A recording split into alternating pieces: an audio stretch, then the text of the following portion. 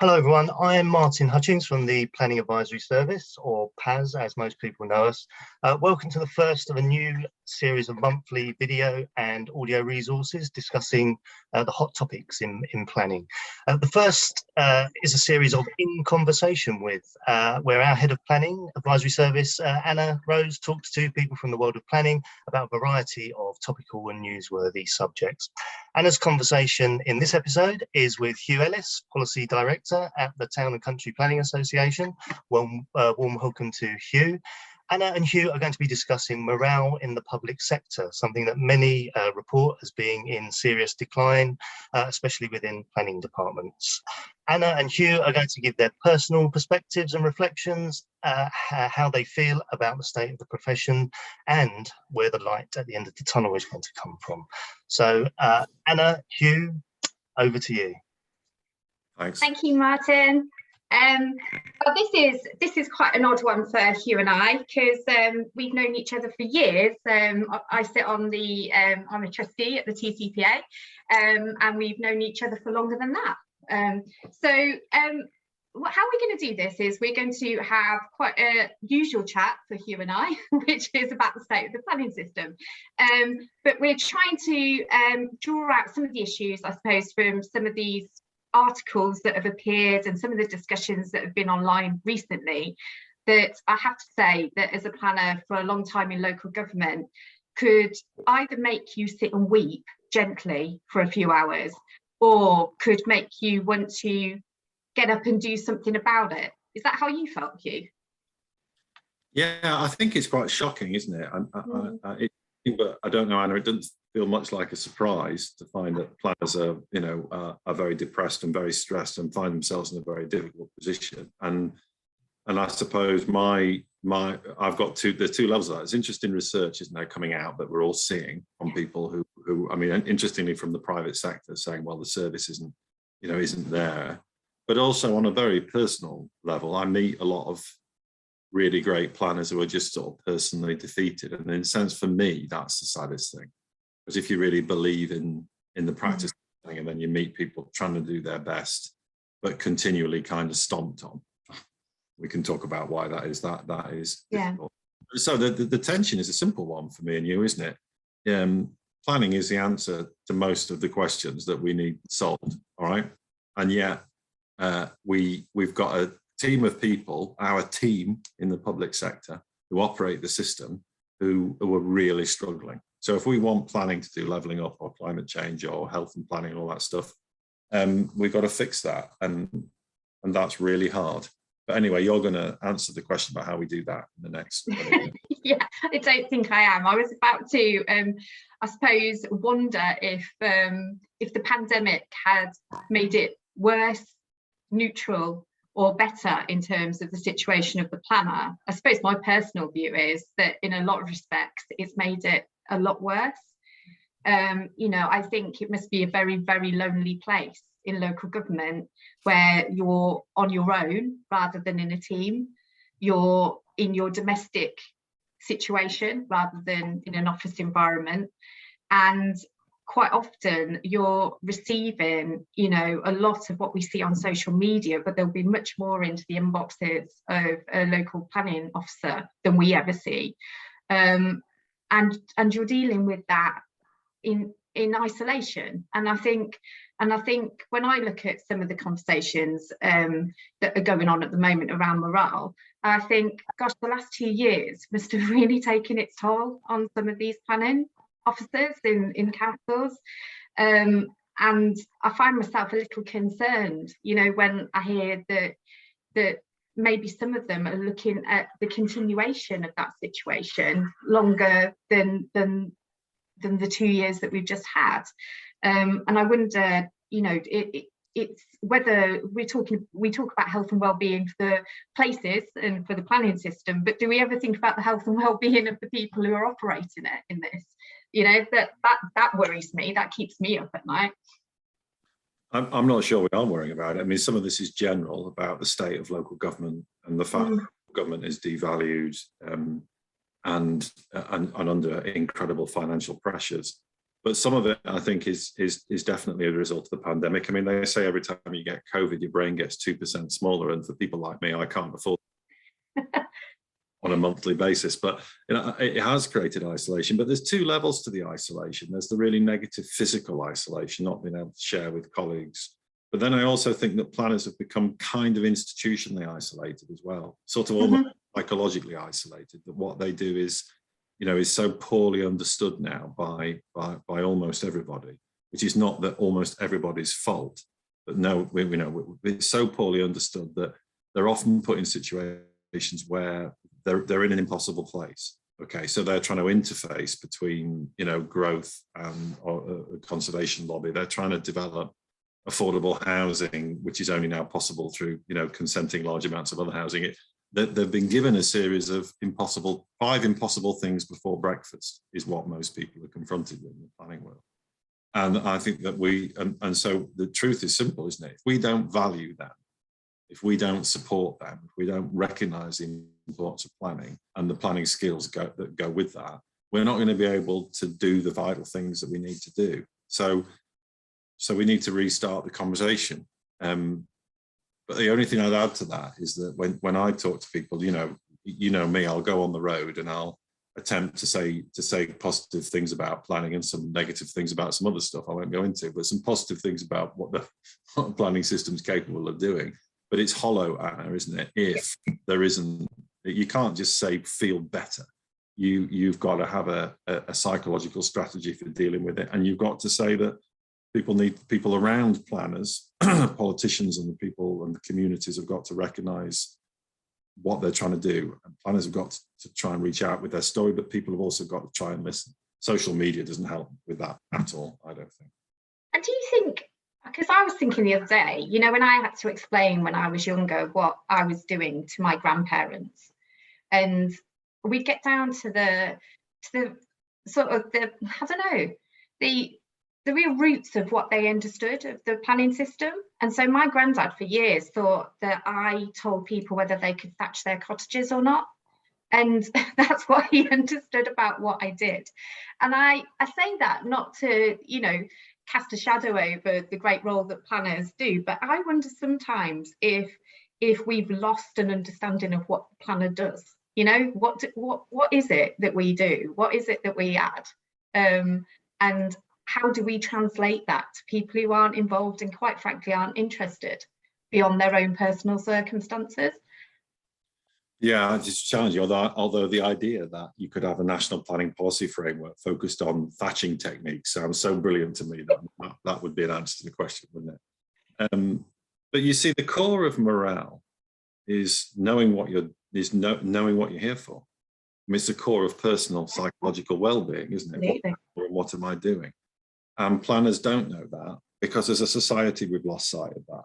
And it's interesting that previous rounds of culture change work that governments have done in the past, the top recommendation from the last great round of work was, well, we need to tell people in law what the purpose of planning is. And the purpose of planning is actually not about, individual enthusiasms from any individual politician, local, national, past, present, is actually about a core set of values. And it's about the extraordinary endeavour of understanding and trying to shape change in the public interest in a democratic context against this incredible challenge of housing affordability and climate change. That's what planning is about, but you won't find any of that written down, will you? And you won't find the common understanding. So here's the thing. What I think most people think planners are, and the sort of language from some of the commentators, think tanks, is essentially they think we're traffic wardens for land. Sorry, that was my dog shaking, not a problem. They think we're traffic wardens for land. They think the archetypal image of the planner is when you can't put that there. And in a sense, the statutory system hasn't sort of engineered us into that very small space. We are scientific artists, we are creative, and we're also democrats. We're not here to impose on communities, but we are here to inspire possibilities. But if I say those words, Anna, how much do you think that's related to the average preparation of the average plan, or for that matter, the average processing of a permitted development application? Well, and also I think though, how much does it relate to how a planner views themselves at the moment? I suppose that worries me more, is that, you know, I think nobody would get into planning if it was about all the negative connotations that are attached to being a planner from, I suppose, a public or a political viewpoint, you know. So as a planner in local government, I'm sure it must feel that you are constantly saying no or explaining why something has to be done, and it's always in the negative. And so, but if we asked ourselves why we got into planning, I think certainly I got into planning because it was about generating ideas. It was about the creative process. It was about looking at where we live and seeing how you could make it better. It was working with people to discover answers to questions that hadn't been posed yet. You know, it was all those sort of things that you'd got into planning for. And I think that, you know, often I've said in my career, it's the system is important, but the system isn't everything. You know, so when planners are looking, and there's a lot of conversation at the moment about, well, the system isn't working, the planning system isn't working, and that's why planning isn't working. That's why planners are struggling. But actually, if you look back on your career and I look back on mine, there's quite a lot of things that I've done as a planner that haven't relied on the system at all. Some of the best stuff I've done has probably been out with the system, you know. So some of the vision work, some of the creative process, some of the work with communities, and some of the things that I hold dear as a planner and think are at the root of what we do, I'm not necessarily logged in the system or dogged down by it, you know. So I wonder if there's something in that we've got the current system, like it or loathe it, there are still things that planners can do, aren't there, that bring about their worth and make use of their value. And I think absolutely, and I think they have to do them if they're going to stay sane. So the third principle, number one, is that of rebuilding morale. Don't define what you do by the statutory planning system. The law and the policy go around it. The endeavour of planning stands alone as a separate and vitally important foundation of civilization. The question is this: planning is answering this question. How are we going to organise ourselves is the big question. So the fact that the statutory planning system has found itself sort of gently parked in a bit of a cul-de-sac shouldn't stop planners doing what they do best, which is everything you just said. Thinking about problem solving, thinking about how you can construct communities that genuinely do improve the quality of people's lives. That's the great endeavour. And I think when you start surrendering that and just operating a system that, you know, without understanding that is the real bandwidth. So the big bandwidth's out here. Yeah. Statutory planning systems there. Mm-hmm.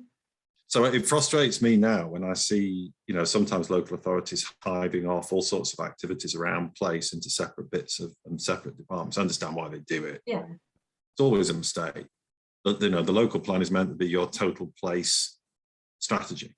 That's why it's got a special legal status. It's your total place strategy.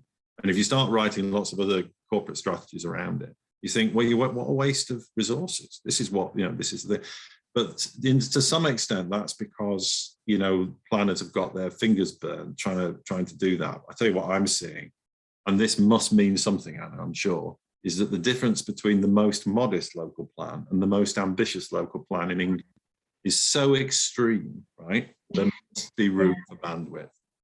Because I've seen it, you see it every day. Yeah. People are really pushing the boundaries. You see, you know, carbon targets and provision for, you know, passive house standards in some places, and you see no mention, that's just one issue, really good health strategies. So I think what's extraordinary, I think, if I'm allowed to say it, is that a lot of planners, when they've still got the time, capacity and enthusiasm, what can't they do despite the system, if you want to think of it like that? There's still innovation, still really positive things you can do, but you need, so this is, I think the second thing is you need psychology. Yes, all sorts of things you must have regard to in the planning process, but you don't have to be a slave to them. I mean, there are 15 readings of the National Planning Policy Framework, okay? At least one of them is really radical about sustainable development. It's all there, you know, and you and I both know the reality of inspectors and viability and housing delivery tests and all that stuff. But I just want to say, you can't give in. You can't, it's not you can't give in. You can't give up. And No. just No. bloody important to communities and to people's future. And planners stand on that front line. Without people saying, oh, bloody planners, they say, without planners, you'd be living in a dustbin. That's the reality of that. Without a planning system, you'd be living next door to all sorts of nasty uses, or there wouldn't be any countryside in this country. Or your cities would look like North American cities. And you know what, if you want that, there you go. That's a version of how we could live. So yeah, we get enthusiastic, I know, about planning. Yeah, I just think there's so many areas and there's so much good practice actually at the moment in some of the areas that aren't all the HDT, all the things that drag plans down at the moment in terms of, the social media, the national press, all those things that turn up in the media are not the things actually that are exciting and are happening in local government. Right. Some of the things that we have talked about outside of this recording, about what local government are able to do and in their local areas with their communities are really around some of the stuff that most of us have been excited around for years, haven't we? So, health and well-being, the environment bill, climate change, there's levelling up, but even the pandemic itself, there's some really, really good work going on about how does your place work differently, which to me is planning, but don't tell anybody because then they won't want to do it, So it's how do we harness the interest in those areas so that you start to build up an image, a vision for your place without being dragged down by the things that are making people so anxious at the moment. Because planning doesn't have to be about the system it sits in. It can be just about designing places, surely. Yeah, I think it can. And I've got at the moment, I sit here sitting across, the TCPA, which is a tiny planning charity, as you know, Anna. We're good at bluffing that we are, I suppose. But I ask myself these questions in sessions with planners all over the country. Why can't you allocate land for natural flood defence in upland areas? Oh well, that's not. Oh no, there's nothing in law to stop you doing that. Have a go. Well, the inspector might strike it out. I don't care. So what? Why is that a problem? Push the inspector on carbon. They're not in charge. Who says they're in charge? The community's in charge. And likewise, why can't we designate land for local food growing for one season? There's all sorts of stuff you can do, and it's an attitude which is difficult because the profession and planners and planning can't not pretend it's not been kicked hard. It's been kicked around and devalued. It's been devalued. The question is, you either give in to that or you basically come out. You come out fighting, don't you? You come out positive, perhaps I should say. You come out positive, trying to make the system deliver what it can. And you're right, there is that. But I've got a question for you. So I meet a lot of planners. You meet even more. Yeah. Why won't we defend ourselves? Why won't we defend for ourselves? What's wrong with us that we take this stuff all the time? And I don't mean, when I say this stuff, I mean from the local social media all the way up and down the system. It's not, it's not located in one place, but it's a lot of negativity. Why don't we push back on it and say, well, sure, if you don't ever want to house anyone, fine. But if you don't want to deal with a client, you want your house to be flooded and get no insurance, that's fine. You don't want to think about the future and you want your community to go into terminal decline. Is that what you want? But there's a sort of sense that we're quite... I think we're quite apologetic as a profession. Yes. I really do. I think we're quite apologetic. Why is that? Yeah, I was sort of wondering about that because I have stopped apologising for what I am, but definitely at a more junior stage in my career, I did a hell of a lot of apologising, for what I did.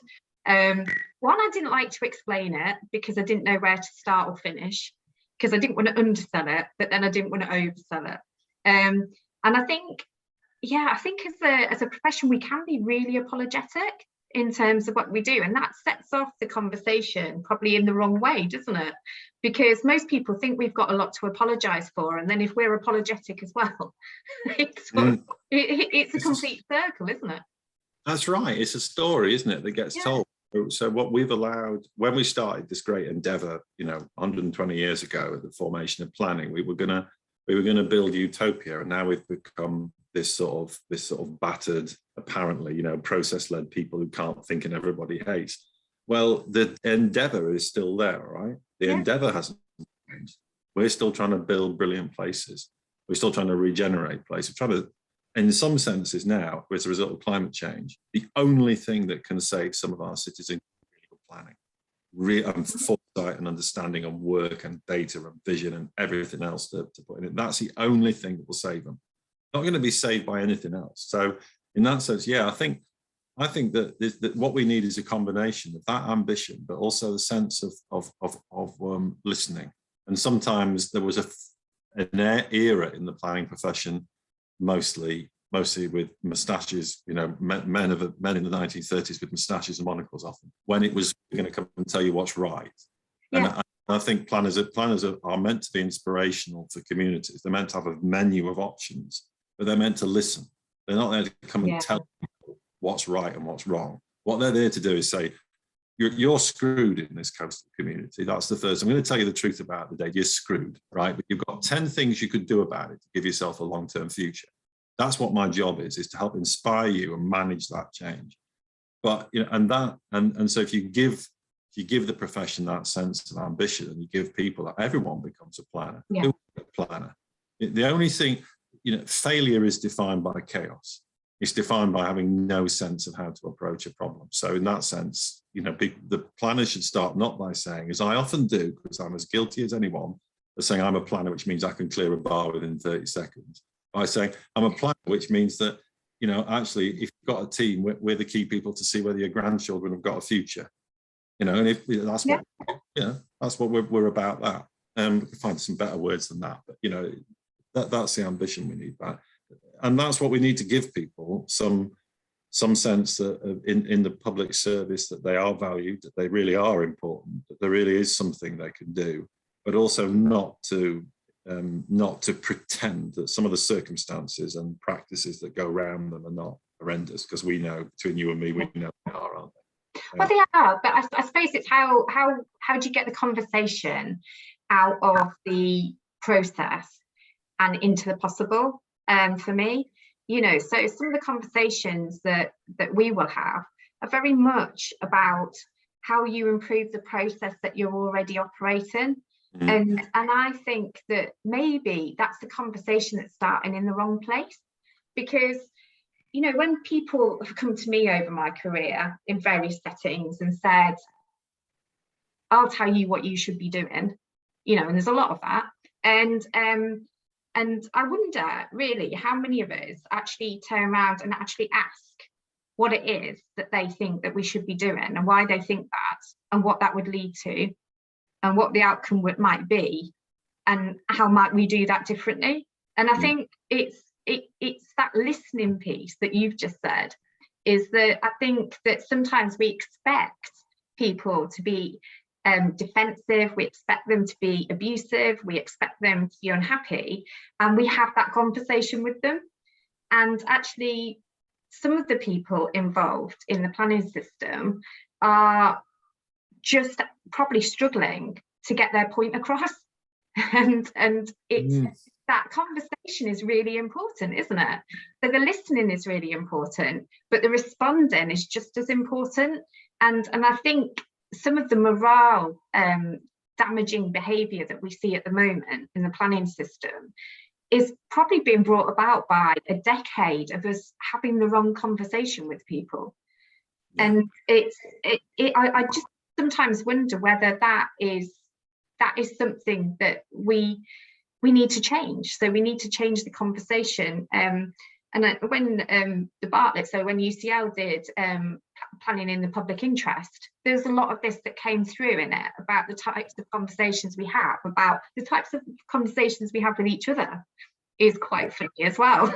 You know, we can be quite a negative bunch, can't we? So I just, yeah, when I was thinking about what would reclaiming our identity, what would changing how this operates look like, and I think some of this, it isn't again about the technical, it's about how we operate and the culture of the profession.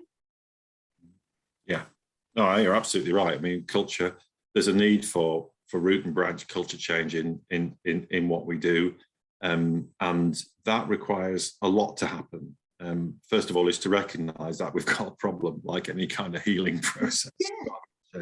Culture change internally, inside the public service and institutions. So I come across a lot of, but there's one common theme about this culture change. One is you've got to be clear what the purpose for planning is, which is why that's such an important. Yeah. What are we, what are we here for? I think, and that's why there's so much work going on, I think, in the planning reform process to say, well, let's have this anchor that planning is about the delivery of sustainable development. It's about a new development model. Yeah. That development model, there's aspects of the values that are core to planners, so that's important. Changing the nature of the conversation, I think, is important, but a lot of that is about how far public understanding has fallen of what planning is trying to do.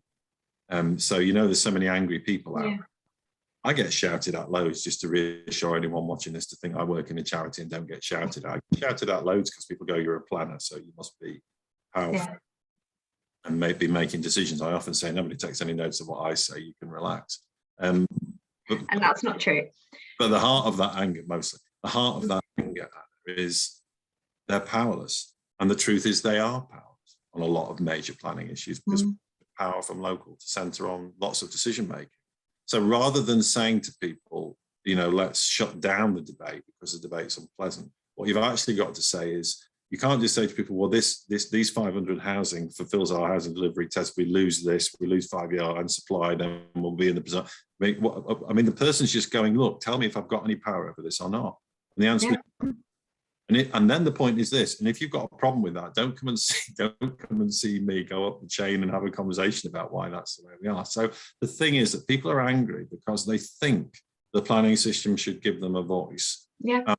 And they often very much because no one's there to help them understand it. So as I know I bore people with, I became a planner because the Urban Studies Centre movement, which was a TCPA initiative from the 70s. And they, the Chesterfield Urban Studies Centre had BT and maps. And when you've got nothing to do, I went in there and used to look at the map. But somebody was there to help you understand the process. I'm not talking about understanding the planning application process. I'm talking about someone saying, this is what change, this is how communities work. This is what changes. This is the things that are happening to your place. And so this is why you need the planning system to help you involve and mediate that to get what you want. There's none of that happening anymore.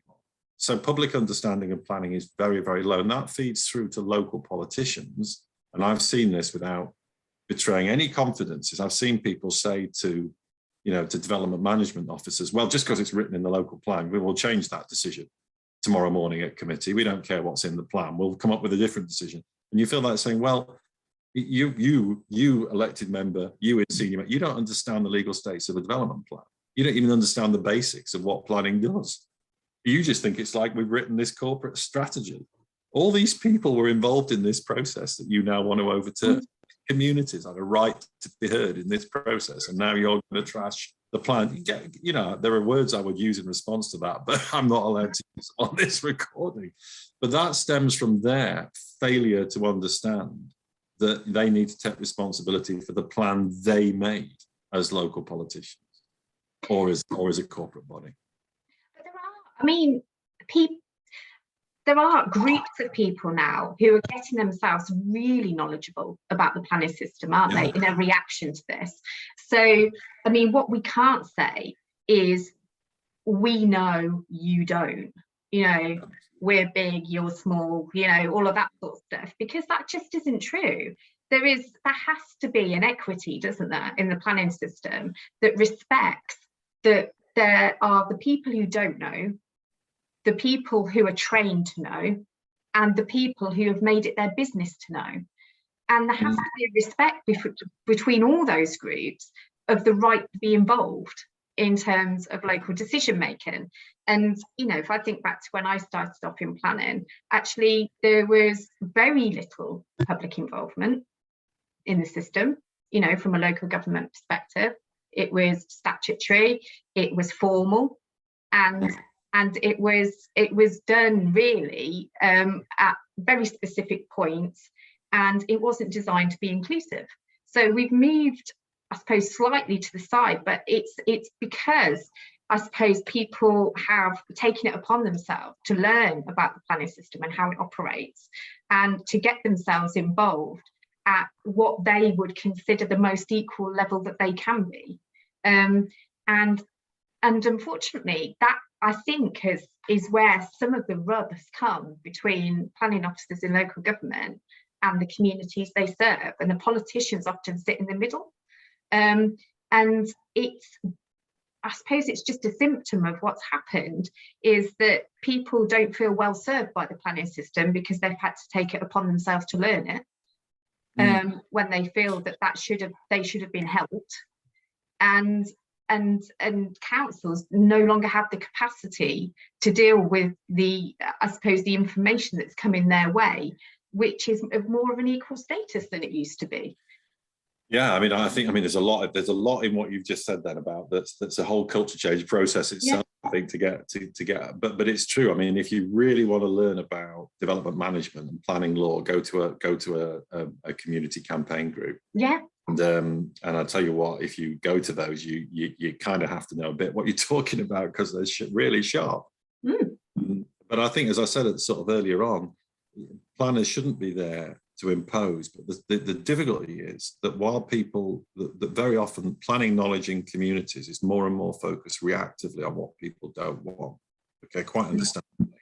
When somebody refuses something which is damaging to a community, that is a positive act, not a negative act. That's why we have planning. That's why planning controls. Controlling is a positive way of community shaping stuff. But the debate in our system in England is overwhelmingly focused on that negative, isn't it? Yeah, absolutely. There's no celebration for an approval, is there? I can't remember the last one.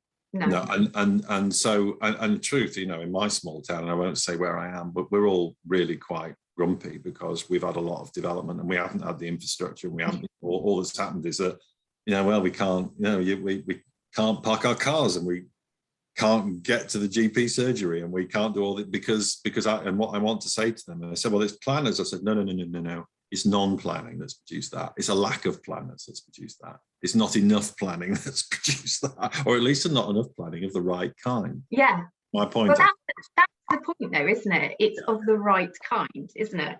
And so if we talk, God. No, after you. No, I was just going to say that, you know, if planners were being creative, visionary, you know, positive, proactive, then you could see that planning of the right kind would be taking place, and you could expect that celebration of approvals that we would probably look for. I suppose at the moment what we've got is a bit of a beaten up planning group that are dealing with celebrations of the negative, which is the refusals at the moment. And that in itself has a morale dipping effect, doesn't it? Yeah, I mean, absolutely. And then we should just keep saying throughout this session that no one's underestimating how low morale is. I mean, it's a crisis 20 years ago now. Honestly, I think it's absolutely desperate. It's heartbreaking to see where that's ended. But it is, you know, it has all the characteristics of an abusive relationship, isn't it? It's people have got big down, and they're tired and they're worn out, and they're trying to find a pathway through this process. And we're sitting here going, well, we should all be happy about this extraordinary endeavour of planning. But this, in the issue about what you can do, it's the case that you're right, that the conversation around planning is very much, you know, is not, well, elected members, we want to combat, you know, elected members will come forward with the climate emergency. And then the risk is you find 5 reasons why they can't do anything, rather than finding 15 reasons why they can. And so we've become sad, lacking confidence, and risk averse. And it's easy for me because I have 3 career-ending moments every week, as you know, Anna.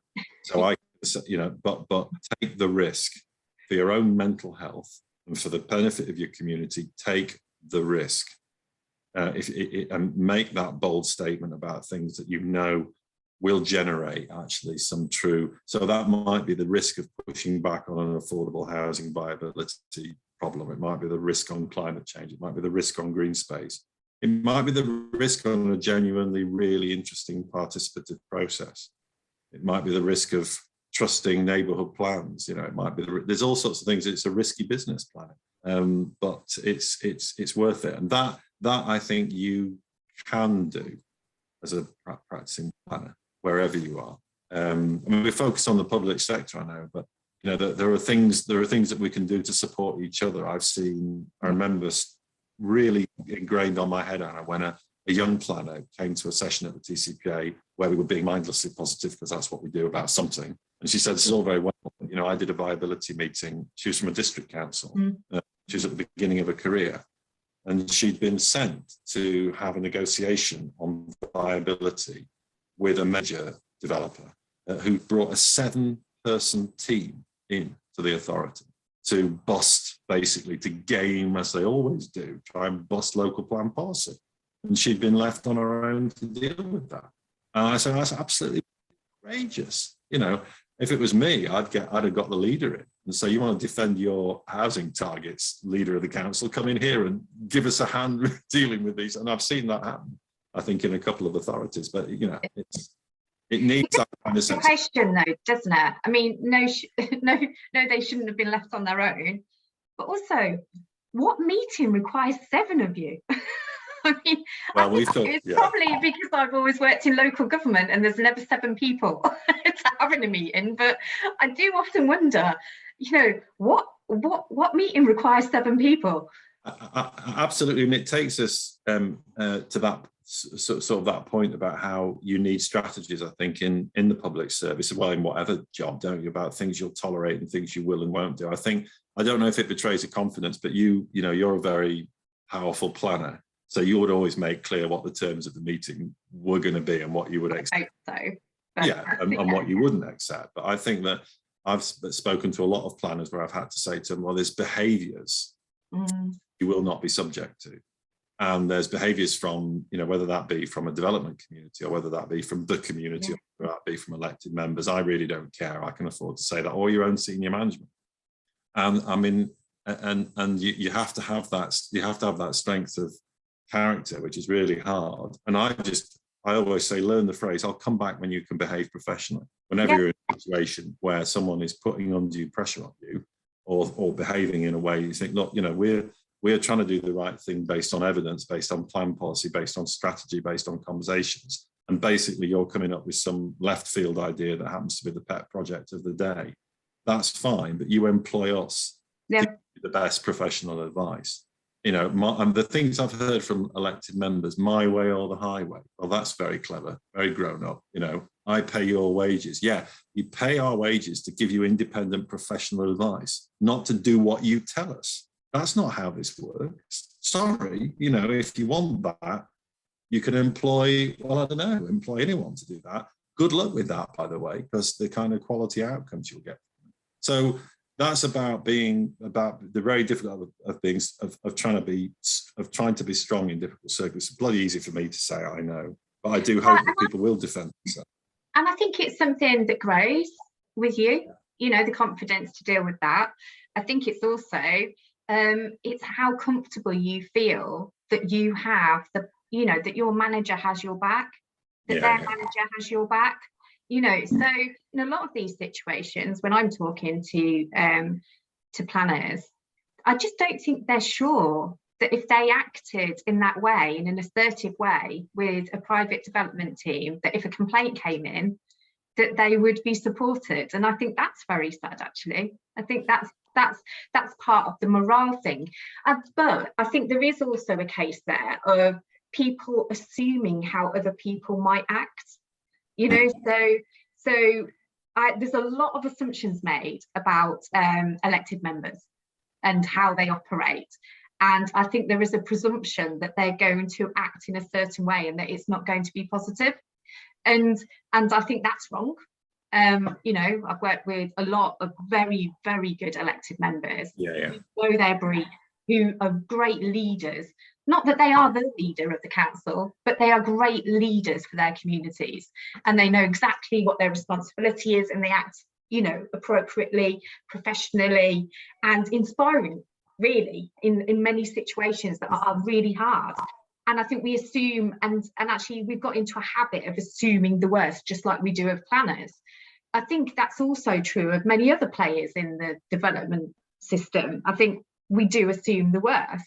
You know, I just did it then, didn't I? General sort of smirk and roll my eyes at 7 people turning up in a room, you know, just because I know that scenario. But again, not all of them act irresponsibly, are intimidated, you know, all of that.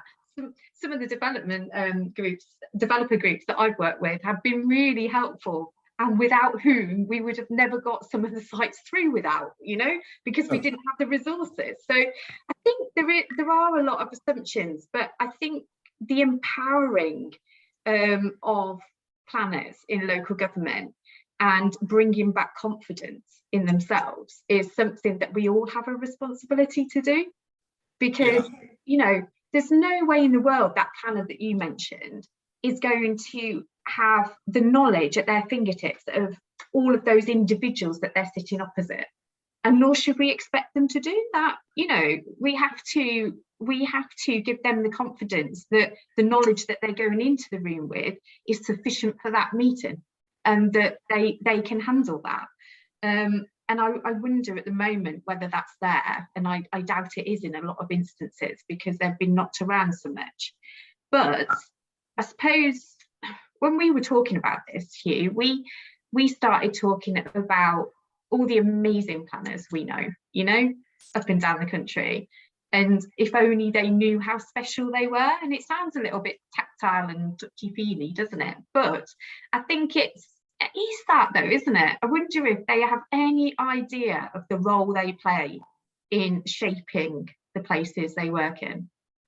No, I don't think most of the ones I meet, you know, I don't think they do, and they deserve that recognition, you know. And this is the problem. It's the counterfactual argument, you know. It's so I mean, at the moment, the great endeavour of planning in England is about, I can't use the exact language I use, but it's about making the world slightly less unacceptable than it would otherwise have been. But you know, in fact, actually, people are doing that, and they're making this enormous contribution, and they don't get the recognition for that. And you're right that the whole relationship between all the key players in the planning system has become a sort of a caricature, hasn't it? You know, and in fact, the reality is a little bit different. Unfortunately, the caricature does still hold in some circumstances that I see, but on the whole, no, that we've got it. So culture change is not about public sector planners feeling better about themselves because Anna and Hugh love them dearly and want to, you know, go around the country. It is about, it's partly that, I'm sure, but it is actually partly about a more fundamental culture change where everyone needs to recognise that if we get this wrong, we're screwed. Work together differently.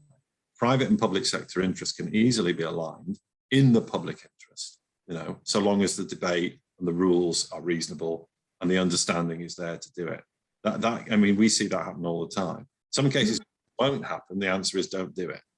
And in some cases, and in many communities, there's an enormous gulf in anyone doing anything because communities need to be enabled to take the lead in a much more powerful way, and planning can really help with that. But as people have got to recognise how important the practice is, how important they are. And one thing gets up my nose a lot is when people keep saying, well, planning's only a little thing, we're not responsible for everything. Embrace the fact that we are about place and people, the two most complicated foundations of a civilized society. What we're trying to do is extraordinary. We're trying to make complicated decisions about long-term issues in a democratic context, really unhappy and pissed off people, upset people in communities. And we've got to try and mediate all of that, and by not imposing, but encouraging and inspiring, you know, but at the end of the day, that's why it's such an extraordinary thing to be a part of. Yeah, so I was thinking, how do you sum up this, you know? And I was thinking, well, for me, we keep coming back to, we need to understand the purpose of planning, and we need to be better explaining that to other people. But I also think we need to not limit ourselves. So, you know, that bit you've just said about, oh, that's not my job. You know, I don't deal with that. That's not in planning. You know, that's them over there. Actually, why? In your ordinary life, you wouldn't do that, would you? You'd embrace it if you got to do something a bit exciting, imaginative. I'm thinking at the moment that, you know, sat in a local authority with all of this going on, I just wonder about, you know, the environment bill. I see lots of stuff in that I would want to get on board with, you know, local nature recovery strategies, you know, green infrastructure, all that sort of stuff that actually means wider strategic planning to me. I think, yeah, let's get that in. Health and well-being, yeah, we'll have a bit of that as well. Let's do a bit of that, you know. So I think widen your horizons rather than limit them. Doesn't mean you have to be an expert at everything, but you can make things really, really interesting for yourself by embracing some of the other agendas out there and bringing them in. I think that's one of the things that I've begun to think. I just wonder if a lot of this is about respect and how we treat each other, you know, and I think there's a real conversation to be had for the voiceless planning officer. In the whole scenario, the planning officer or the officer in local government is the one person who doesn't have a voice. So if they are attacked, if they claim to have done something on social media, in the paper, on the radio, they don't have a right of reply, because that's not what they're meant to do, you know? And I think that people need to understand that and act appropriately. I think that you don't, well, in my book, you don't call people names, and you don't claim that they're unprofessional anyway, but you certainly don't do that to people who can't have a response. You know, that seems absolutely just against the rules of life in my book. You know, you just don't do that.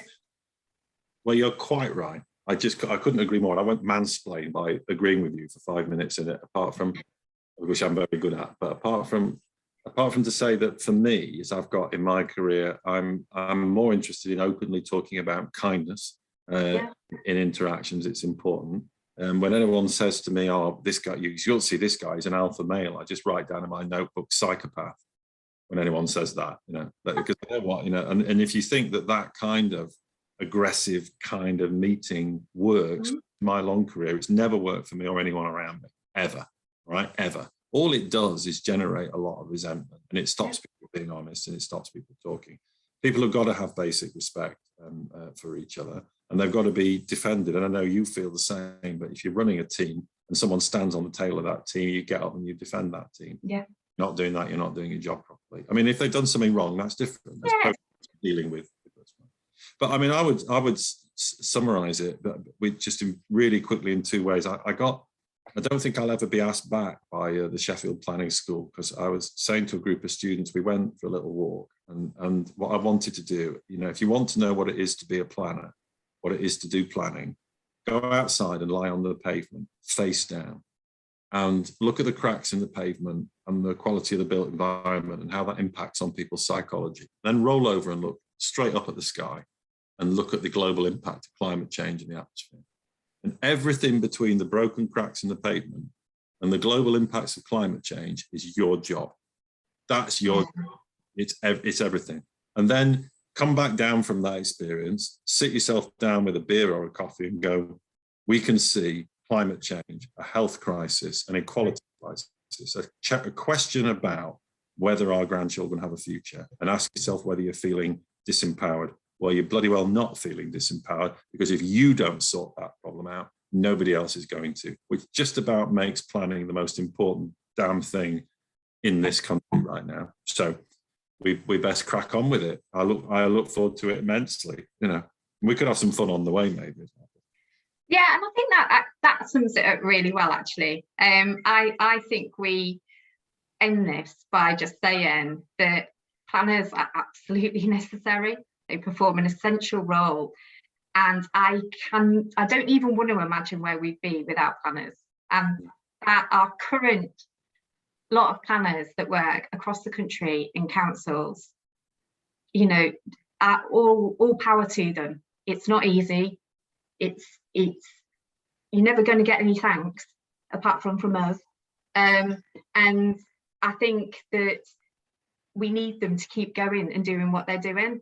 And so everybody in the profession needs to have a look at themselves, have a look at the people they're dealing with, and realise that they need our support, but they also deserve our respect. I think that's where I'd leave it.